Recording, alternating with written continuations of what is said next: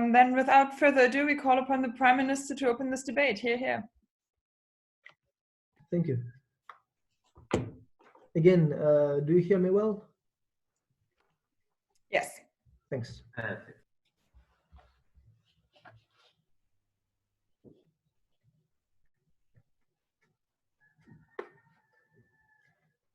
We want big fat maggots to share the fat with others who need it. For what purpose? We're not communists. However, we believe that first, it would be completely just, like our principal argument. Second, we believe that we have to do that to ensure equal access to education for all the different people who are suffering from the lottery of birth and unequal access to the future.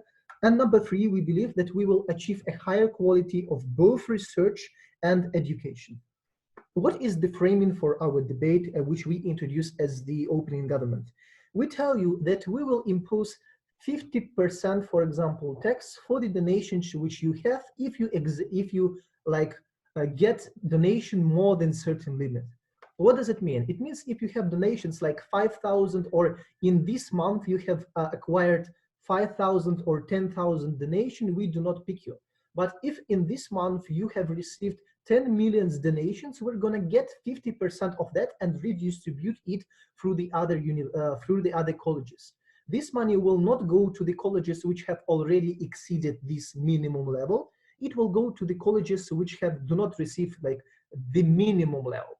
At the same time, if you have exceeded the 100,000, let's say, size of donation, you will still get half of the exceeding size of the donation anyway. So like, for example, Harvard will keep getting money even after the first 100,000. Why it is completely just? We have to understand that colleges which get extra huge donations are colleges which parasite on the best individuals and success in the society. We understand that people give money to Harvard because, 1 minute later, please, Heidi. Because Harvard takes the very, very best people from all the other colleges. Other colleges raise the people, put money in that, put the development in that, in their students, in their professors, etc. And when these people get to the top level, they are looking for the best environment to develop. And unfortunately, small colleges cannot compare with the big one. And they cannot compare, well, for example, with Harvard. And they go to Harvard because they offer higher prestige, they offer bigger salaries and more possibilities to develop the research. So in this situation, big colleges as Harvard, they become more and more powerful based on the cost of others, because they are picking the best from the others to develop their own strength. At the same time, we have these small colleges who have nothing to compete with them. And this principle of just, it is incorporated, like making pay for the benefit you take, it exists elsewhere in the world. If we are speaking for the businesses, for example, in football, if you give your best player to some like big football cap, you will have a percent of the further transactions with this player. If you are raising the future Messi, you will get percent from the future sellings of Messi or from his salary, etc., because you have contributed to its development. So we believe that for Harvard, it is completely justified to share its fund to the society. Second, we believe that from the efficiency point of view, it will not suffer. Why? Because Harvard, this is effect of efficiency of how much you have. If you have one eclair or one piece of bread, you are immensely benefiting with the first one. But if you have 10 pieces of bread, 10 pieces of bread does not fulfill your need to the same extent as the first one does. So we tell you that if we have $1 million, it is much more better to put it in 10 colleges, like let's say 100,000 or somewhat, to have 10 different points of view on the same problem, and these 10 points will compete with each other and develop more and more ideas, so they will be in the dialogue. If it is like the same university or the same college, there would be only one point of view because of the administrational rules, etc., etc. Heidi, please, you're welcome. So doesn't distribution of all US colleges endowments mean that you distribute the existing endowments as well, and not only a part of the future endowments? You know, I believe that this is rather a mechanical one. It does not touch the core of these debates. It could be yes, it could be no. For this point, let's say no, just because it is so difficult to take money which are already there. I mean, the money are already in houses. We are not going to ask them to sell houses, etc., etc. So we're speaking about the further donations. The opposition might say that it is likely to decrease the overall number of the donations. First point, we say no. Why? Because you still want Harvard to get the money. Because if you do not bring the your donation, then the Harvard will not get the donation from the redistribution because it is too fat. The only way for the fat institutions to get the donation is to involve the donation. So we believe that if you're interested in Harvard, like doing some review or uprising your future stuff, you are still incentivized to do that. And half of the donation is still a very big amount of money. Number two, we believe that because of the inefficiency, which I have already mentioned, we are fine if the overall number of money will decrease to a certain extent, because from the efficiency point of view, we get more. And what efficiency I'm speaking about, and this is the third point, like first, justness, second, competition in research and education, third, access to education. We understand that from the constitutional point of view, we guarantee equal access to education for all the different people. However, basically in practice, it doesn't work. Why? Because the poor colleges cannot provide the same level of education, the same level of, let's say, infrastructure, computers, research, etc. to the students. And it's not the college which suffers, it's the students who suffer. Why? Because if you have a limited number of funding, first, you are likely to request the same funding from the students. And in this situation, only the rich students will be able to get the high quality of the education because they are able to pay the fee. Number two, if you are not increasing this, the contribution from the students, you have to decrease your spending. You have to get like worse education, or you have to get like slow computers, etc. Therefore, the level of education will drop. We believe that this is the core principle, our core value. Therefore, we beg you to propose. Thank you. We thank the Prime Minister for that fine speech and call upon the Leader of Opposition to open the case for opposition side. Hear, hear.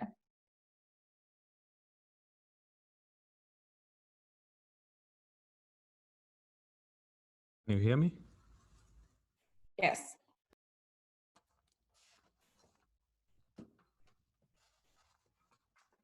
Just a minute.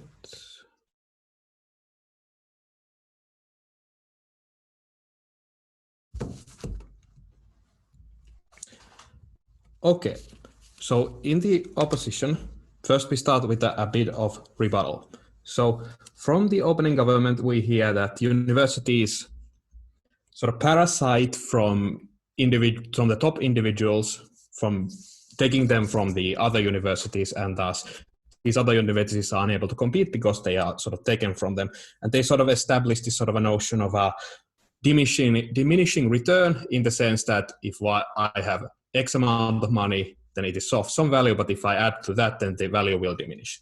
However, when we talk about the quality of research and how research is conducted, especially in, let's say, physical and medical sciences, where the access to certain level of high quality equipment is necessary, and thus from taking these donations away from the universities, from the richer universities, from the Ivy League universities, and redistributing them from the smaller universities, thus makes these larger universities less able to invest in this sort of higher quality equipment, which is the necessary one to be able to compete globally, especially against China and other large countries who sort of invest in their resources. And from taking away from this top research, which is the cutting edge thing, you sort of lose the edge against other countries who do not do this sort of a resource, especially when these high quality equipment costs a lot of resources. Thus, there isn't really this sort of a diminishing return with regards to donations, but actually the more money these richer universities, already rich universities, get, the better investments they are able to make in these resources and actually gain the advantage, which is then distributed all over the society, given that they make these discoveries and then other hospitals and other companies and such receive these breakthroughs and thus are able to create better equipment for individuals as well. So in that sense, we get a larger result in terms of the entire society. Now, what do we have in addition to this notion of a inequality? We have this principle of, we'll do one set of rebuttal again. There was still this sort of a notion of a problem of access where individuals who don't, for example, have the parental background or they live in certain place where they are unable to attend these more prestigious universities and thus they are deprived of this and this is unjust. However, a lot of these large universities, for example, MIT and Harvard, they provide online courses with open access and thus people are able to access the actual materials provided by these universities and the actual teaching that the universities get, and thus even though they might attend these smaller universities and perhaps they have a lower quality of teaching, however, they still have the ability to have this sort of material. However, there's one sort of an reputational problem, no thank you yet. There's one reputational problem, and it is the fact that people attend these rich universities, which actually gives them the actual benefit, which cannot really be equalized in the sense that if you redistribute the donations, and with these donations, individuals pay back to these universities, the reputations of these universities will then diminish due to this fact. And if that is diminished, then you are unable to receive the actual reputational benefits, which cannot really be rectified with this motion. I'll take POI. Thank you, sir. We believe that for the purposes which you consider, it is enough to be rich, not extra rich. So this reputation will remain. As for the students who do the online course, we understand that if you are already involved in a college, you are not likely to study in 3 other colleges. You do not have time. Well, the material overlap is usually the same. So the course content in themselves can be different. However, the quality of the course content might differ in the sense of a lecturer being able to teach better or being able to give a better intuition and such, and thus they can sort of exchange these two things. We believe that students are still capable of being able to generalize from other materials, which is quite similar to the other ones. Now, we have this sort of a principle, and it is a question of private property and resource allocation. Now, what do individuals do when they donate to these universities? They are essentially paying back to them for giving them value or perhaps for the purposes of having future value. And when and thus we sort of take this as a first principle, so principle by property. Now the question is, when can we restrict these donations when they are performed or other things relating to exchange of resources between individuals? Well, if there's a clear third-party harm, for example, pollution or other such, then we understand that certain actions can be restricted because there's some sort of third-party harm and harm that is not incurred by the individuals making this sort of transaction.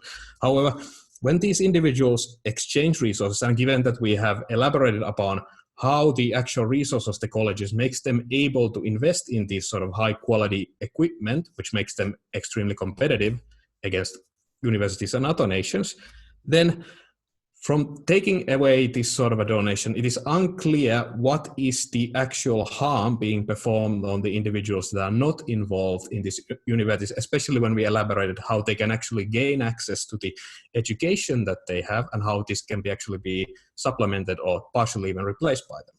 Thus, it is not clear what is the third-party harm experienced in this case, and thus restricting this donationary behavior seems unjustified given this principle. And unless it can be justified, there's a clear third-party harm being performed, then it is clear that this principle should stand. Now, what is to sum up the opposition's case? First, we have the principle of private property and the criterion needed to fulfill in order for us to restrict this principle.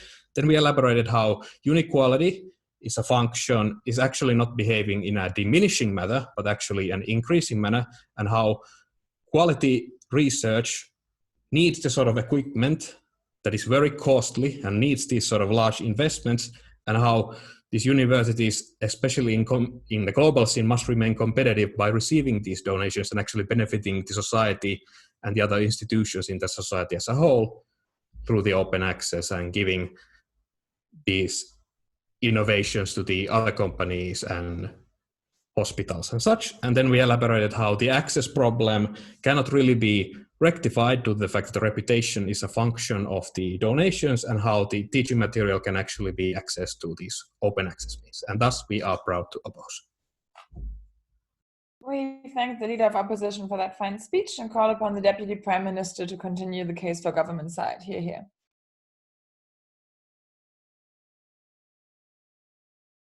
Do you hear me? Yes. I just need 1 second and I will be ready to start.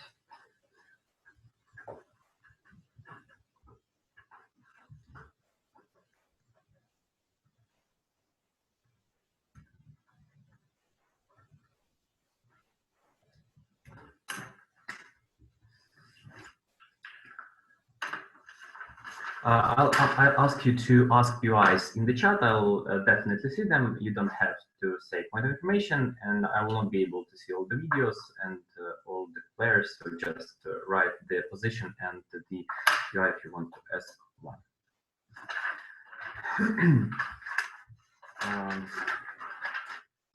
In our speech, I'll going to prove you 3 basic things. First of all, I'm going to prove you while the economy of scale, which is brought to us by the opening opposition, doesn't work the way they think it works. Second of all, I will prove to you why, even if the all other argument doesn't work, and if the situation will be worse at all, it is justified to bring the money to those universities who have felt the results of being drawn of the human resources. And thirdly, I will explain to you and evaluate to you the difference between the international competition and the value of the people education and welfare within the state. So let's come first to the economy of scale. The opening opposition say to us a simple case that basically, because these universities have lots of money, they are able to purchase lots of best equipment needed for some research and some development. First of all, on that, we do understand that they have already purchased lots of stuff and lots of equipment, which is already allocated in those universities. Government already has the best labs, right? They already has the best technology needed. Therefore, they already are beyond those universities, and they have all necessary in order for them to provide research furthermore. We do believe that they still will have a large amount of money, and even if we compare those amounts with the amounts in other countries, we have to understand that the United States economy is much bigger, and even if we have less money, it will always, or in the majority of cases, will be more than all the other universities get, just because the United States economy can provide more donations to them. And if you take some part of the donations, it still will make those universities bigger than the others in the world. But we have to understand that when they are talking about the economy of scale, they don't understand the basics of how economy works. If you don't have $1 million, for example, to purchase a plant which is necessary for your research, you can always lease it, you can rent it, you can use the technology which is used to you. But in all of that cases, you will have the ability to get to those resources. They are not limited. The question is whether you own them or not. And nowadays, lots of money are being allocated in purchasing those technologies. They are standing doing nothing or are being inefficiently used. When you have less money, it doesn't necessarily mean that you will not be able to use them efficiently. You can rent the equipment needed for the research. Therefore, we do believe that lots of small universities not being able to buy will still be able to contribute to the researches which are coming in the scales. But what do we understand? That there is another scale of economy. They're also talking only about, opening position tells us only about the scale of economy in the monetary value, but there is also a scale of economy in the human resources value, right? Because because when you concentrate all the money within one university, it means that only 100 or, for example, 1,000 scientists will have those money to be spent on the research. Therefore, we have to understand that 10,000 on 1 million of potential scientists will not be able to reach those money. It means that the effect of scales works on the contrary, on the scale of the human resources, because less human resources will be able to enter into the research. The opening opposition tells us, guys, but they can enter the courses, right? They can go through different grants, but the grants are always limited to a small amount of people, limiting only the richest for the access to that money. And the people who are learning from online courses will never be able to actually work within the research work, which is being provided and being done by the researchers within those states. So we do have to understand that when you limit those money, the economy of scale might work in the monetary way, but it will never work in the human way. And in the research, you have to have as much thoughts and opinions. You have to have discussions, because sometimes ridiculous theories which are not being understood by the majority scientific people might be the ones that will lead to the biggest breakthroughs in the economy. Second of all, we do understand that when they're talking to us about the private donators. They are willing to pay money to these universities because of their reputation, and that is their private thoughts that why they're doing so. But we have to understand that when we've proven you that this is just full to take the money from the universities, because those universities had taken those people had as a brain drain from other universities, those people are basically the result of the clash of brain drain. They're donating directly to Harvard but not to the system of education, means that Harvard still deprives the state of the monetary resources and all the other universities by taking the money in donations from them. Therefore, it is basically just to take money from them, decreasing their right for their public ownership, because their choosing is basically the result of the abuse of the reputation by their major universities that they have done. If this abuse was absent, if that would be lots of universities, those private donations would come to other universities. And we do believe that when we start out this reform, lots of universities will be more successful, and then there will be more public donations to them instead of concentrating into that work. But even if that do not work, by drawing the money and the best people, the best scientists, the best students that are not willing to continue their research in their alma mater, it is still justified to give the money to compensate those universities for the loss of people, loss of money, loss of resources that was brought to them by the major universities.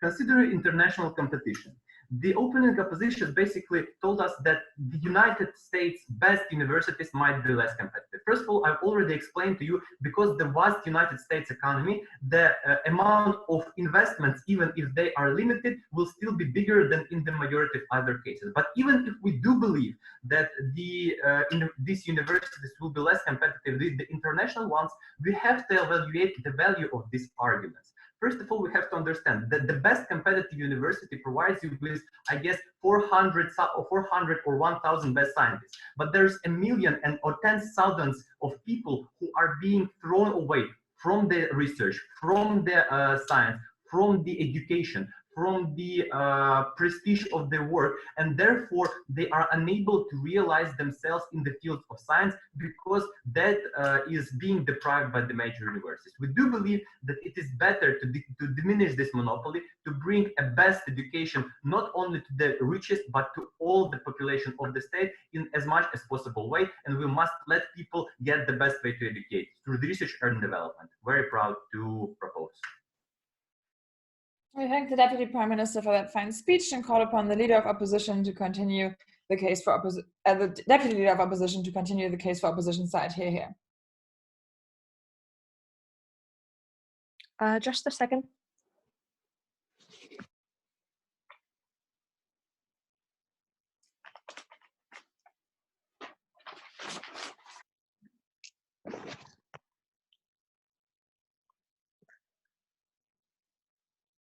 Okay, so I'll start with a bit of rebuttal, but actually outline our own case first. So we believe in the principle of private property, and that like Harvard and other Ivy League colleges have created a huge amount of benefit to their alumni who mostly give these donations, and they should be allowed to keep these donations if they are not harming any third parties with the donations. So I'm going to argue that, like, firstly, Harvard and Ivy League colleges do provide a huge amount of benefits to society, not only in terms of educating people, but also through the quality of research, and therefore they need this money to continue to make these benefits, in addition to having a right to keep it. And secondly, I argue that the equal access to education is not really anything that their money can solve. So we think that that should be solved in other ways. So starting with the principle of whether Harvard and Ivy League colleges have actually given enough back to society, and whether they are obliged to redistribute their endowments. So we heard from OG that like private donations direct money to Harvard instead of education in general, and Harvard is basically like a parasite on everybody else in the education world.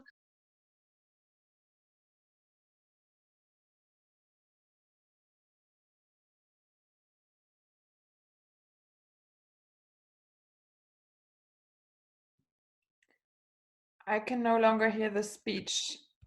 Okay, it's not just me.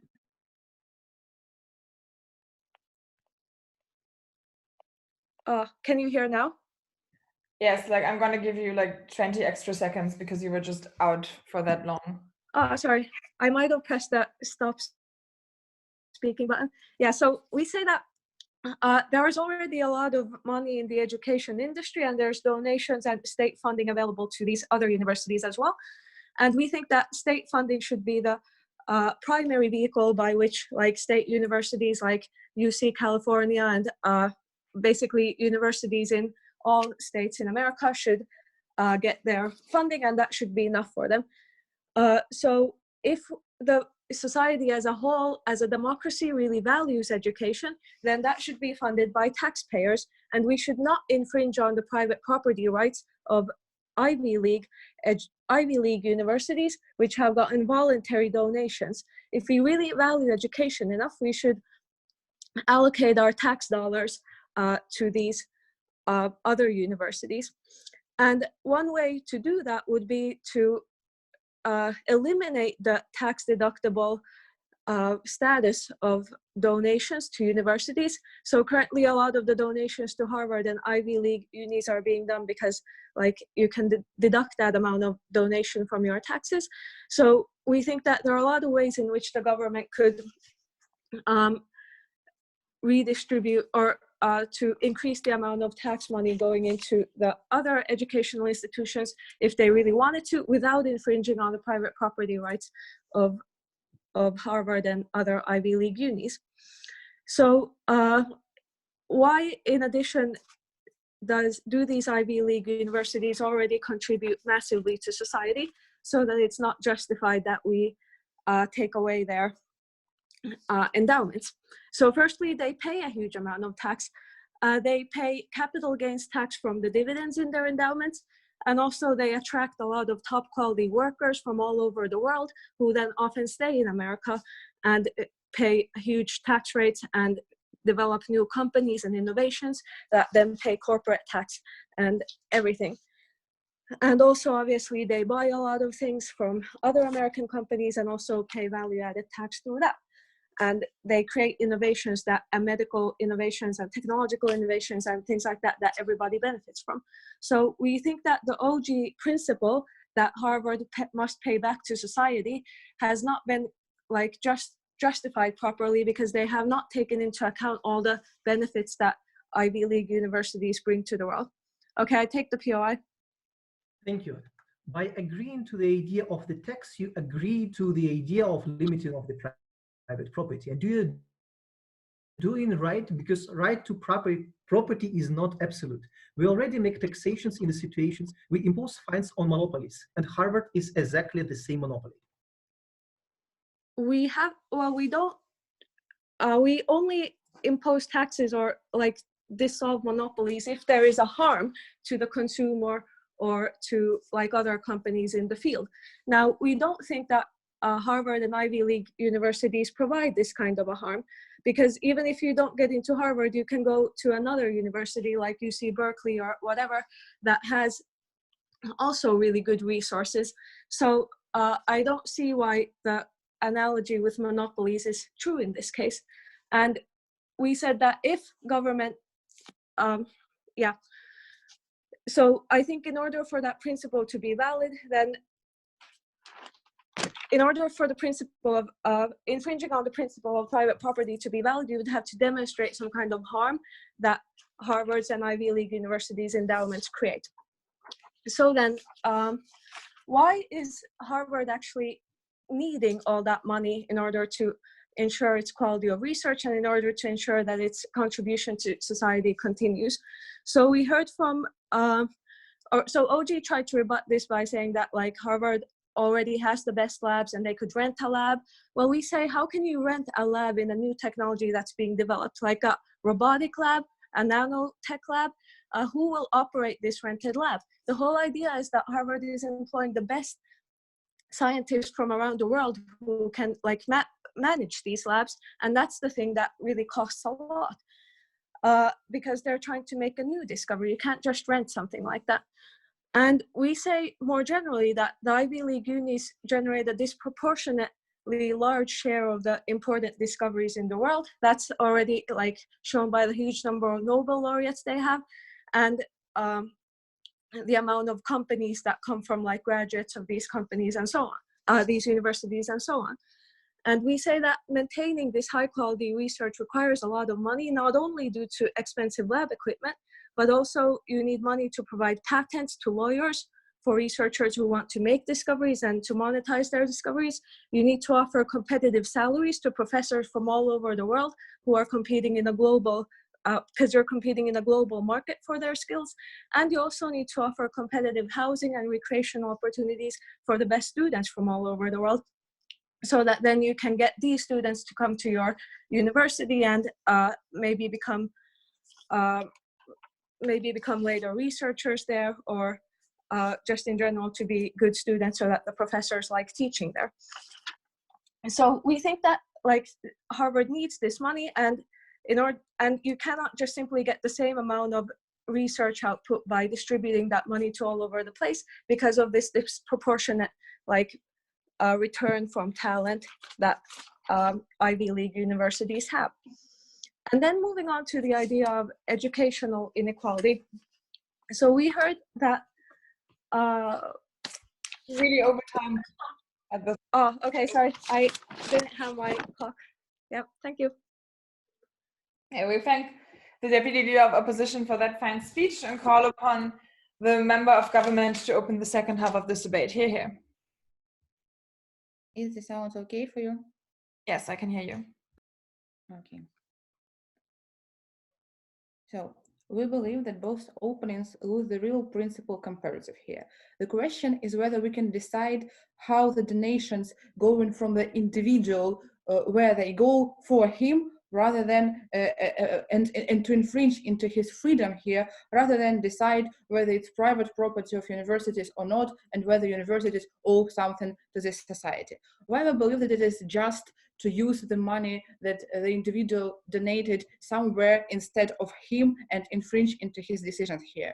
First is because we already do this with, for example, taxes, when we take money from rich individuals or upper middle class individuals to help those who are in need.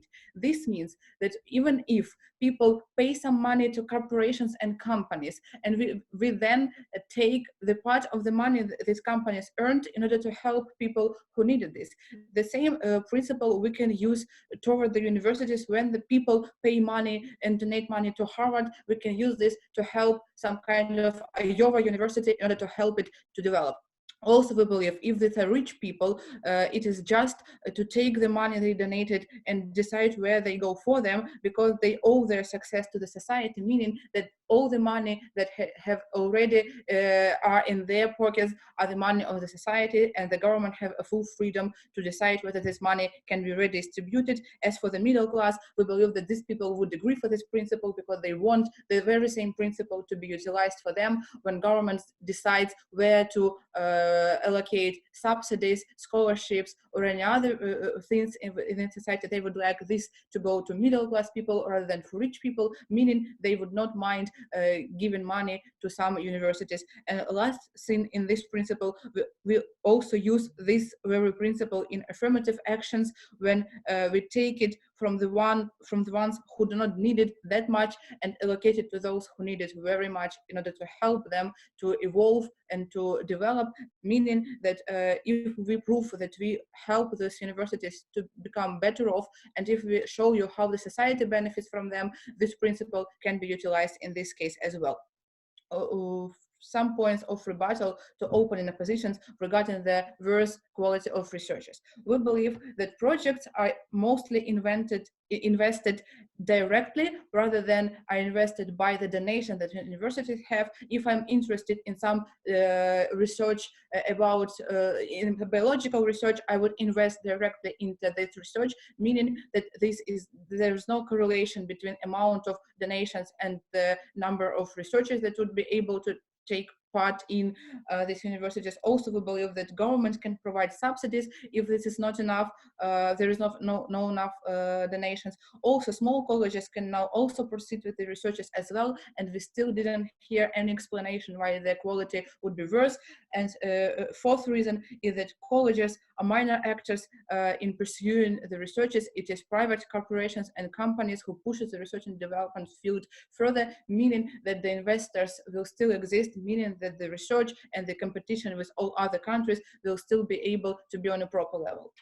And second, about the point of opening a position was about that equal access is not something that the money can solve, and it is government duty to solve this issue by their own subsidies. We believe that money actually can solve, and we will show it in our case, but why the government is not the crucial actor here, because government's funding is not enough to resolve this problem, due to the reason that governments need to redistribute the funds he owes to a lot of system problems to resolve them, meaning that the number of funding allocated by the government will be always not enough in order to help all the universities across the USA. And also, we believe that even if the government's funding are enough, they're usually provided with the best universities, and small universities currently cannot compete with the rich one in terms of quality of education. We believe that we believe that apart from principle why it is just to allocate these resources in this way, we will also prove to you why we create more equality in this road.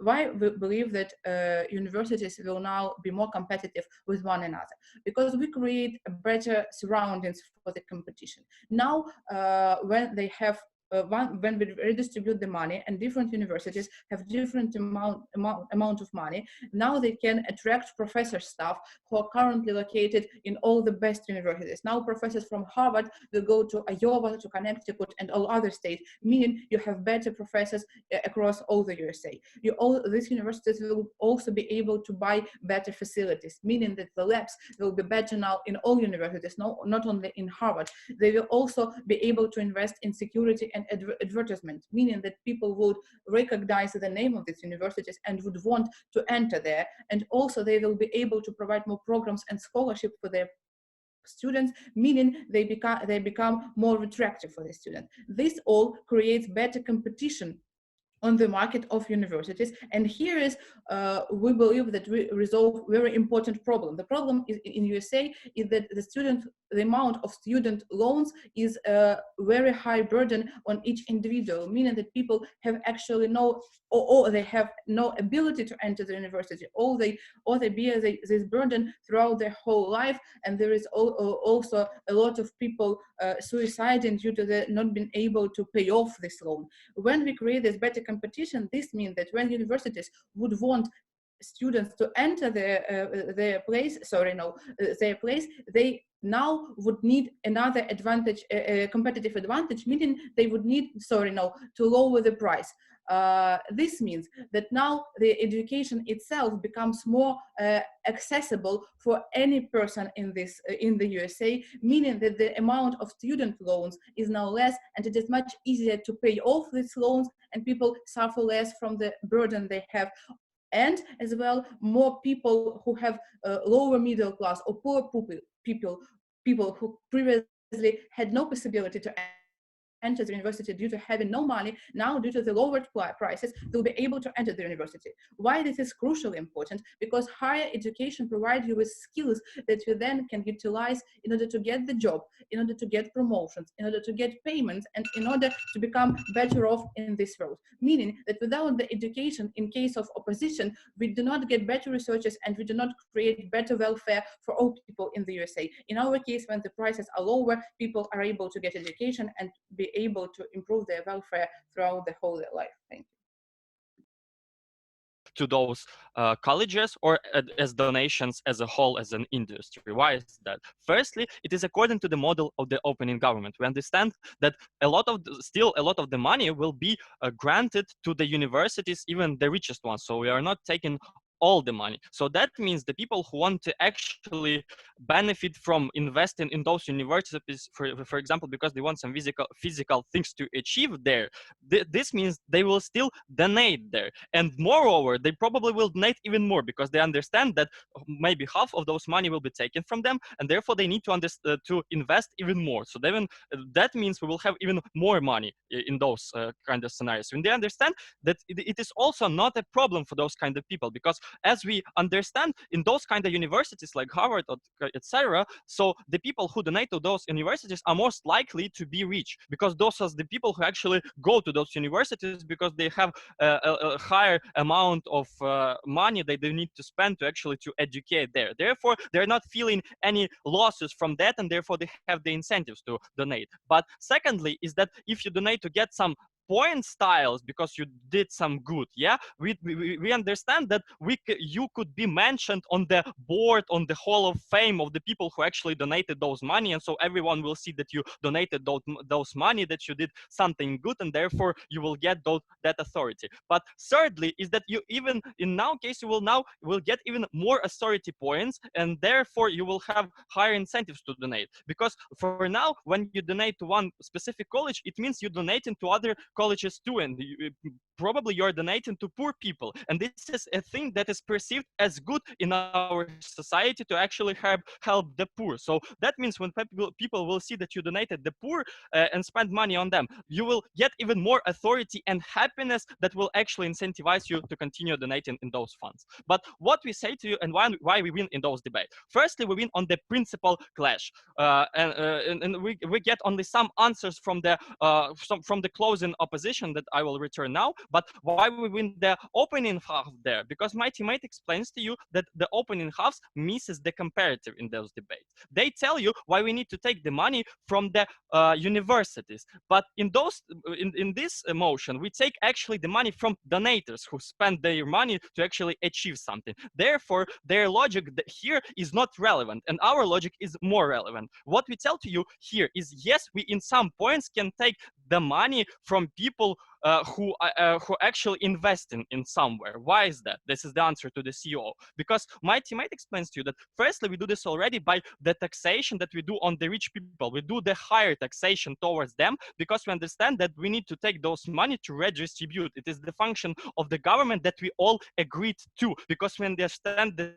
this is a just thing to perceive. But secondly is that the people who actually, as I explained already, are most likely in those universities are most likely to be rich, and therefore those people they got their money because of some lottery of birth, because they got skills that other people didn't have. Therefore, it is truly just to take money from them. But moreover, they got their richness because we as society agreed to buy, for example, the things that they provide if they're the businessmen, and therefore their success is fully reliant on the society because we did them famous. For example, 50 years ago or 100 years ago, basketball wouldn't be really famous, and therefore only when society achieved that and accepted this is okay. This is a good thing, that after that we only started to actually those basketball players earning a lot of money. But thirdly, we already do this in the affirmative action cases, when we actually grant some budget places, for example, to minorities. Therefore, this is also a principle that we understand exists in our society, and therefore we win on the principles case. But why we also win on the over the OG, for example, on the case why more people will actually get more benefits from that, yeah? Because what we explained to you is why those colleges will get competitiveness advantage. Because now, when as my teammate explained to you, they will have a lot more resources, professors, money. The other universities cannot take advantages because they don't have that additional money. Therefore, it is lowering the prices. Yes, for reasons, because firstly, some of the other universities need to take the advantage because of that, to get their money actually to people to get into their universities to earn money. But secondly, is because not everyone university spends money and wants to actually get money. But for now, why the price is higher in those universities? Because they transfer their payments to the students, because they need to get their money to actually pay for their assets. For example, if they're using some facilities, buildings, etc. So this makes them put higher amount of prices on their education. But when they have additional payments, therefore they can lower those prices because they will have now money to actually pay for the assets. But thirdly, it's how the market works. It is the offer to actually, when people see that the offer is exactly pretty much the same, but it is has lower price, then people will actually go to the lower price things. Yeah, and therefore all other universities have incentive to do this as well. So why it is important? Because OG doesn't explain it at all, and or their benefit only works if they explain why the prices will get lower. Because if the prices it won't change in the either way, that means the people in their case won't actually get the access to the universities that they explained. So this is the unique contribution that we have. But thirdly, we also explained to you what are the impacts of that, because the OG only asserts that this is a good for people to have education. We say to you that firstly, it is important for the poor people to actually educate, to have some possibility to develop in their work, to go to work, to have some skills that they would need to have to earn some money. But secondly, is because the loans that exist right now in the US are really harming to the society, because a lot of the people might be even suiciding because of the things that they do of the loans, because they are not aware of the day that would be the after today, because they understand that they won't be able to pay for their loans. Therefore, it pushes them to actually making suicides. But thirdly, for now, when they understand that they can pay for their loan, they're more likely to engage with the universities in the first place, because they understand they will be able to pay for that. So for all these reasons, the impacts that we explained to you are also a lot better and more clear than the OG. Thank you. We thank the government whip for that fine speech and call upon the opposition whip